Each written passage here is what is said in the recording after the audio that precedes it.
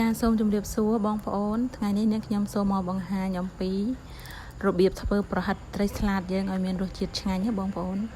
ជាដំបូងត្រីស្លាតដែលយើងទិញមកពីផ្សារហ្នឹងយើងកោសវាយកទៅសាច់បែបនេះហើយបន្ទាប់មកឆ្អឹងគឺយើងអត់យកទេហើយនៅពេលដែលយើងកោសសាច់អីស្អាតហើយយើងបុកគ្រឿងបងប្អូនបុកគ្រឿងដូចស្លម្ជូរគ្រឿងហើយនៅក្នុងការបុកគ្រឿងនឹងផងដែរដើម្បីឲ្យមានរសជាតិឆ្ងាញ់យើងដាក់អំបិលប៊ីចេង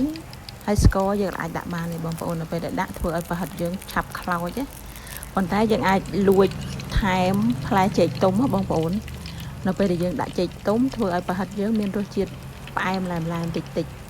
ផ្អែមហើយដល់ពេលយើងយកទៅចៀនទៅគឺប្រហិតរបស់យើងឡើងប៉ោងល្អបែបហ្នឹងបងប្អូនដូចនំអញ្ចឹង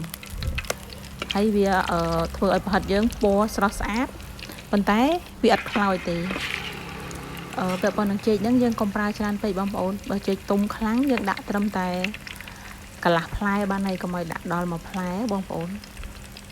ហើយដល់ពេលយើងចៀនលក្ខណៈគ្រួសារអញ្ចឹងយើងប្រើខ្លាញ់ថ្មីប៉ុន្តែ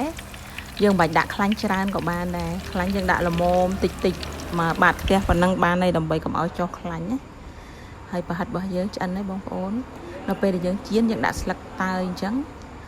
ជួយឲ្យក្លិនប្រហិតកាន់តែឈ្ងុយហើយប្រហិតយើងញ៉ាំជាមួយជ្រក់ត្រសក់ជ្រក់ល្ហុងបែបនេះគឺមានរសជាតិឆ្ងាញ់ណាបងប្អូនចាសូមអរគុណ